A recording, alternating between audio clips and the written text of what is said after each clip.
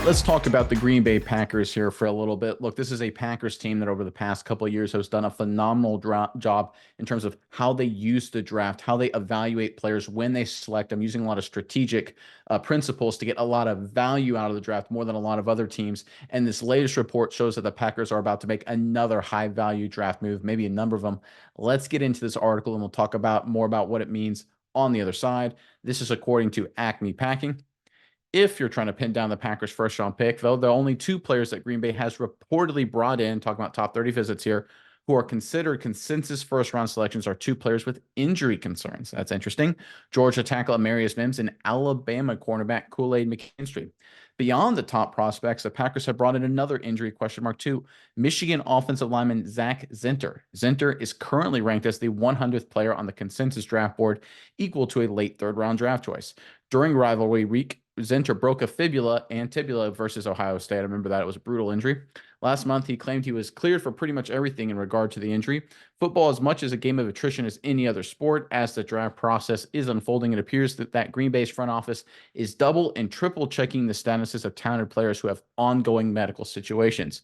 I agree with that last sentence, Miles, but I think there's an indicator here that the Packers are looking to maybe get a lot of value. Maybe some guys sliding in the draft and the Packers get them at a discounted price later in the draft. I know you've got some interesting insights on this, but first, Green Bay fans in the comment section below, as we're getting closer to the draft, we're starting to see where teams are focusing, what their strategies are. What position group do you think the Packers, excuse me, I almost said the Bears. You guys beat the Bears so much when I think Packers beating the Bears. What position group do you think the Packers should really focus on in this draft? Should they go all in at linebacker, all in at safety, maybe somewhere else that I'm not thinking off the top of my head? Give us what position group you want to really see Green Bay focus on in this draft and put it in the comment section below. But Miles, give me your thoughts on this Packers strategy here. Yeah, Nick, I think it's a really interesting strategy specifically because, like you said, when you see injuries like this, especially guys like Mims, kind of been up and down, but he's a really great player. But he had a big injury last year, the high ankle sprain that required in season tightrope surgery. That causes concerns. On top of that, he had a hamstring injury at his pro day, which, on top of both of those things, probably makes him slide down the draft board a little bit. You're looking at a day two possibly grade on a guy like Mims from a lot of other teams. What do the Packers see?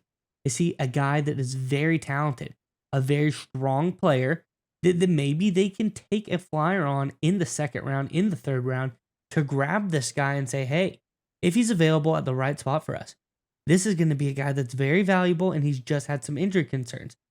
I know injury concerns, they sound scary, but these are things that happen from time to time. If you play football for long enough, you're gonna get injured. So smart teams don't let that scare them off. If the value is right, if 1 and 1 equals 2, and 1 and 1 being if the grade that they have on the player's performance and the draft spot that they're at line up, I think they should go after guys like this. Another one, Kool-Aid McKinstry, who would be a good pickup for the Packers to pair next to Jair Alexander. I think that would be a really great move. He also gets banged up, fractured foot. Jones fracturing his foot. He's going to end up being fine. Players come back from this all the time. But that just notion of a guy being, injured, a guy that is coming back from injury, not quite running as fast as you would like them to at their 44.5, 240 at the pro day. It's pretty quick, but he's much faster than that. Signs are pointing to his draft stock may be dropping for things that are out of his control. And when he gets better, he's going to be back to the level that he needs to be. This is another guy who's going to drop later in the draft than he possibly should be. Maybe a late first round pick, maybe an early second round pick for a guy like McKinstry. Another great pick. And then finally, you get to a guy like Zentner. He's going to be a day 3 pick with his injury concerns.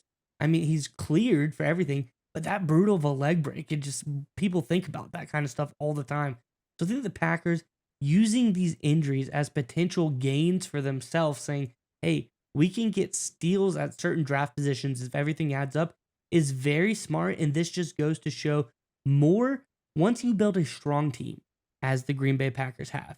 Once you have a very young and good team who made it to the playoffs, you can start looking at, bonus value propositions as far as things like injuries and boost yourself up, taking a little bit of risk because you always have such a solid core. And I think this is a great move for the Packers going forward.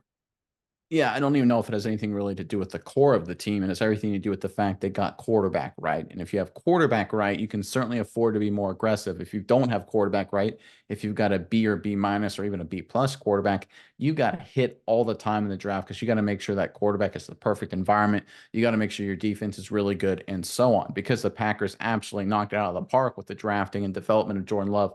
Like you said, they can be more aggressive. But one of the things I've noticed about when you look at draft prospects and things that hold prospects back from becoming elite players, there's always that thing that says, oh, he has the injury bug. He's coming off injuries. That'll affect how he plays in the National Football League. That'll affect his availability.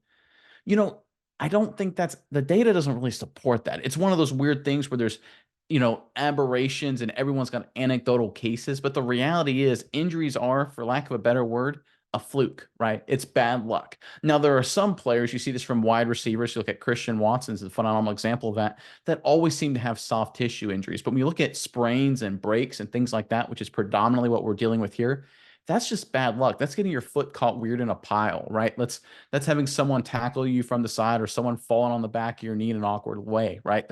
Those are things that just accidentally can happen. You can go 20 years without having that happen once, or you can have that happen, 3 years in a row. It's just a bad luck. It's just fluke. And I think those are the things that can happen that smart teams ignore. They look at those fluky things and say, yeah, I don't really care about that. Those are things that could happen later, but that's not evidence of a trend of injury prone from the player's perspective.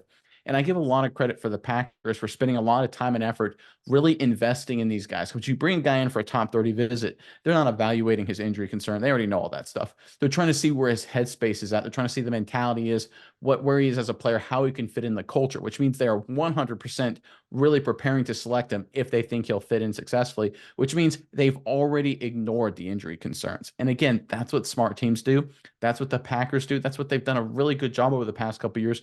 When you look on the fact they've hit a bunch in the second and third round, it's the fact they're able to overlook flaws, whether it's a receiver who's a little too short or a guy doesn't run the right 40 time or whatever. They ignore all the flaws. They ignore all the anecdotal weirdness that can happen sometimes, and they focus on the tape the player puts out. If the player has good tape, they bring them into the fold. LaFleur coaches them up, and they become great players. We saw that last year with a number of guys. I look at Jayden Reed, I think, being the most predominant example, but there's a bunch of them. And I think the Packers are taking a very similar approach here, going after players that are sliding in the draft for weird, fluky, crazy injuries, not indicative of any sort of long-term soft tissue problems. And I think this is a smart strategy for the Packers, focusing on high-value moves. This is what they've done. This is what they're doing. And the fact they're continuing to do this is a great sign for the future. Data brokers sell your information to scammers, spammers, and anyone else who may want to target you. Your full name, email, home address, health records, even your relatives. It's all out there. That's why we use Aura, the sponsor of today's video. Aura shows us which data brokers are selling our information and automatically submits opt-out requests for us.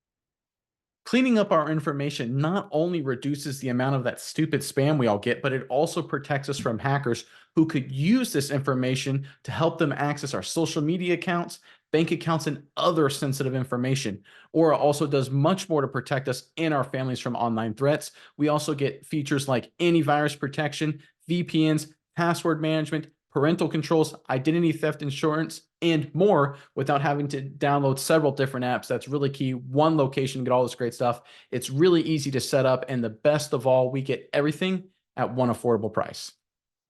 And you may already have one or two of these tools already, but not having Aura is like locking the front door and leaving the back door wide open.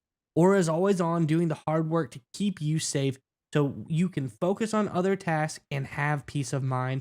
We value our privacy and we value yours. You can go to aura.com/Saturday to start your 2-week free trial. Also, link below in the description. Again, aura.com/Saturday for your free 2-week trial.